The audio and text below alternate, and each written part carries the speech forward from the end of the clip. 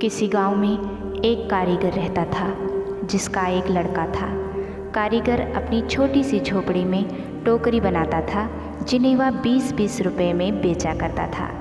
अब कारीगर बूढ़ा हो चुका था। उसने सोचा कि मैं अपने बेटे को यह टोकरी बनाने का काम सिखाता हूँ।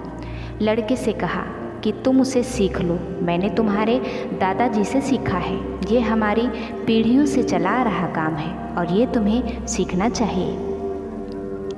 अच्छा काम है। लड़का भी मान गया टोकरी बनाने का काम सीखने को। पिताजी ने लड़के को टोकरी बनानी सिखाई और उसे बाजार में बेचकर आने को कहा। लड़का टोकरी को लेकर बाजार गया और बेचकर आया ही था। पिताजी ने पूछा कि उदास क्यों हो? लड़का बोला कि मेरी बनाई हुई टोकरी केवल 10 रुपये में ही बिकी। पिताजी ने कहा, चलो कोई बात नहीं, आज तुम्हें और अच्छी टोकरी बनाना सिखाता हूँ।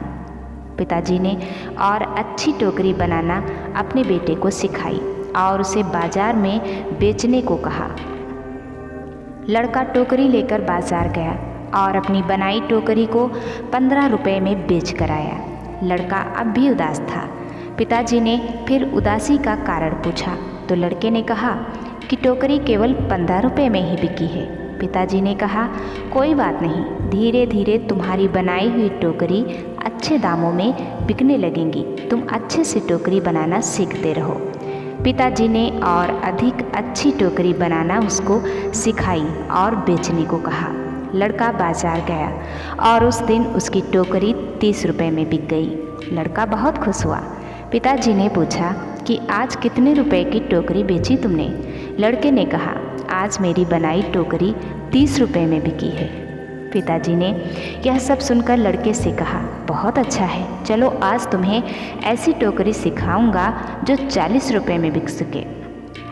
लड़के ने कहा, बस पिताजी, आप खुद 20 रुपये की टोकरी बेचते आए हो, आप मुझे 40 की टोकरी बनाना कैसे सिखाओगे?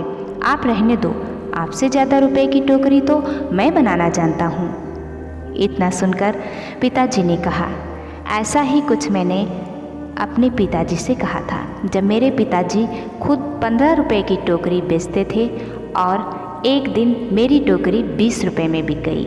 मेरे पिताजी ने मुझे 25 रुपये की टोकरी सिखाने को कहा था तो मैंने भी सीखने के लिए मना कर दिया था और कहा था कि आप खुद 15 की बेचते आए हैं, आपसे ज़्यादा की तो बेचकर मैं आया हूँ। और तब से जीवन भर 20 रुपये की ही टोकरी बेचता रहा क्योंकि उससे ज़्यादा की टोकरी मैं सीख ही नहीं पाया। दोस्तों, ये कहानी हमें यह सिखाती है कि हमें थोड़ा सा सीखने पर यह घमंड नहीं होना चाहिए कि अब मैं सब कुछ जानता हूँ, क्योंकि ऐसा हो सकता है कि हर कोई कुछ न कुछ आपसे अधिक जानता हो। हमें हमेशा कुछ न कुछ सीखते रहना चाहिए। कैसी लगी ये कहानी और इस कहानी से आपने क्या सीखा, ये हमें कमेंट में ज़रूर बताइए। और अगर आपने अभी तक हमारे चैनल को सब्सक्राइब नहीं किया है तो सब्सक्राइब करके इस वीडियो को एक लाइक ज़रूर कर दीजिए। मिलते हैं अगले वीडियो में, तब तक के लिए अपना ख्याल रखिए।